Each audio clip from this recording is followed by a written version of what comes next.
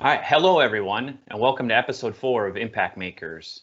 Today we want to talk about the impact working from home has had on productivity. And so with that, I had a question for you, Dustin, and it's a really fundamental question.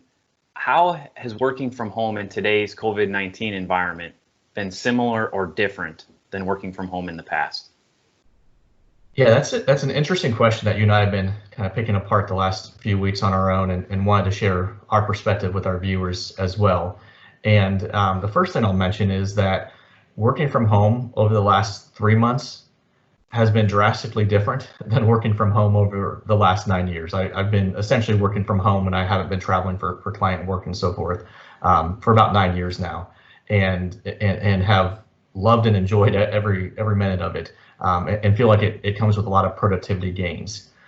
One thing I'll point out to our viewers, though, is that comparing work from home over the last 2 to 3 months is probably not a great comparison to what working from home can really be about. And as I dive into that a little bit more, I know for me personally, with 3 young kids, a sixth grader, a fourth grader, and a first grader, in a span of about a week in the middle of March, it went from working from home and not having any distractions or interruptions to now having 3 kids that also, share a classroom in our house, and getting them started each day and answering questions and that type of thing.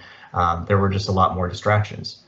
And as as my wife and I navigated through that, one thing became very apparent. And obviously, Michael, you and I talk a lot about productivity from a team perspective, from an organization perspective, and we get into it a little bit from an individual perspective.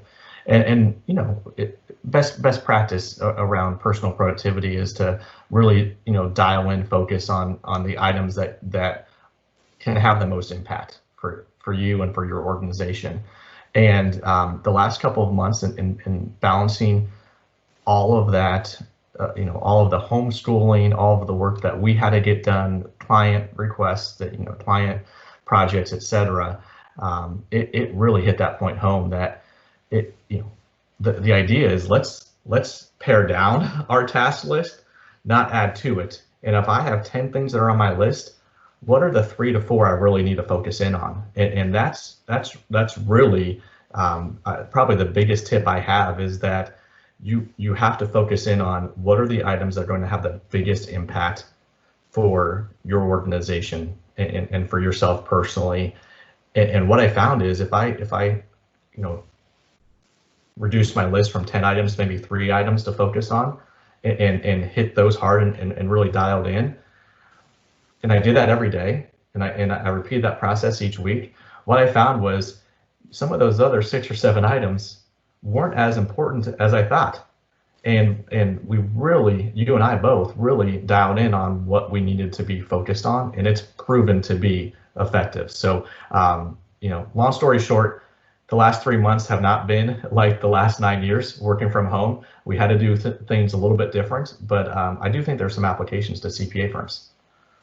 Yeah, so speaking of CPA firms, how would you advise a firm that hasn't moved away from chargeable hours? I mean, we know there's a lot of firms out there that still have chargeable hours. What's your thoughts on chargeable hours and working from home and productivity in general? Yeah, I mean, most firms, as we know, still track hours and have charge hour goals and so forth. And what I would say, at least in the short term, from this work from home world, that's very difficult to maintain. Those chargeable hour goals are very difficult to maintain. Especially in what everyone's dealing with today. But I think it presents a great opportunity right now. The timing has never been better for a focus and maybe a potential transition to new metrics that we've been preaching about for years, that we feel give an organization a better ability to navigate and manage their practice outside of just looking at a metric like effort, which is charge hours. Mm-hmm. And so I think the time is ripe to start looking at other productivity metrics from an individual and collective perspective than just the time I put into something. Looking at more output-based and results-based metrics that If you go back and look at a lot of our thought leadership over the years, we've got a lot of ideas around that, especially as it ties back to Lean Six Sigma. And let's focus on results, not just effort. Let's focus on what are we getting done, what's our turnaround time, how effective is that, et cetera.